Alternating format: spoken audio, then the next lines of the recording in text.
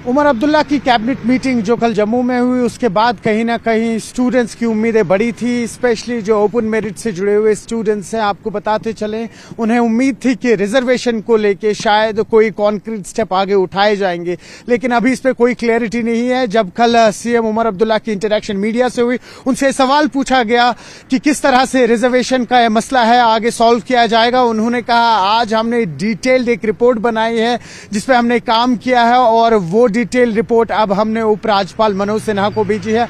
अब उनका काम है कि वो उस डिटेल रिपोर्ट पे किस तरह से आगे नजरसानी करेंगे, लेकिन उन्होंने कहा सेंसिटिव मामला है, इसलिए इस वक्त इस पर चुप्पी साधना बेहतर होगा, ज्यादा इंफॉर्मेशन नहीं दे सकते। यानी कि उन्होंने कहीं ना कहीं अभी क्लियरिटी नहीं दी है कि रैशनलाइजेशन ऑफ रिजर्वेशन में ओपन मेरिट होल्डर्स का कितना स्टेक होगा। वही हम जानते हैं कि उन्हीं के एमपी आगा रूहुल्लाह ने कहा है कि अगर 20 दिसंबर तक रिजर्वेशन का मसला कहीं ना कहीं सॉल्व नहीं किया गया तो वो धरने पे बैठ जाएंगे इन तमाम स्टूडेंट्स के साथ। एक अलग ही खलबली इस वक्त मची हुई है। अब इंतजार है कि क्या 20 तारीख से पहले रिजर्वेशन का मामला जो है ये कहीं ना कहीं हल होगा, या फिर हम देखेंगे कि आने वाला विंटर जो है यहाँ पर आगा रूहुल्लाह सीएम के घर की तरफ कूच करेंगे। कई सारे स्टूडेंट्स होंगे जैसा हमने पिछले साल देखा था और वहां धरने पे बैठेंगे, और उसके बाद कैसे डायनेमिक्स रहेंगे एमपी आगा रूहुल्लाह और नेशनल कॉन्फ्रेंस के, क्योंकि एक ओपन कन्फ्रंटेशन होगी। वही अगर हम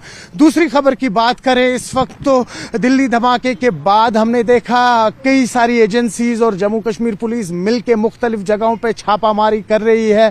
13 नवंबर को 2 संदिग्ध पकड़े गए थे सोपुर पुलिस नाके पे, उसके बाद उनकी तलाशी हुई थी, क्वेश्चनिंग पूछे गई थी उनसे।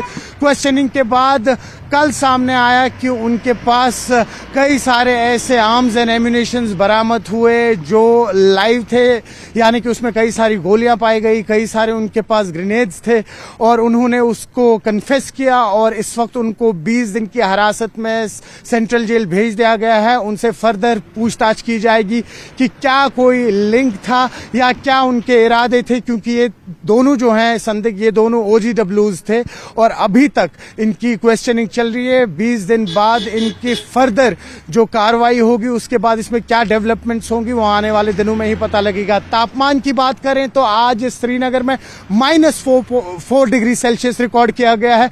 वही अगर हम पुलवामा की बात करें तो -5.6 डिग्री रिकॉर्ड किया गया है तापमान। आपको बताते चले, हालांकि चिले कलान में अभी भी करीबन 3 हफ्ते बचे हुए हैं, लेकिन तापमान तेजी से गिर रहे हैं और उसका कारण है लानीना इफेक्ट, एक ऐसा फिनोमेना जिसमें नॉर्दर्न रेंजेस में आप देखते हैं कि कड़ाके की ठंड बढ़ती है, जिसके कारण कहीं ना कहीं इस वक्त हम उसके असरात अक्रॉस द वैली देख रहे हैं।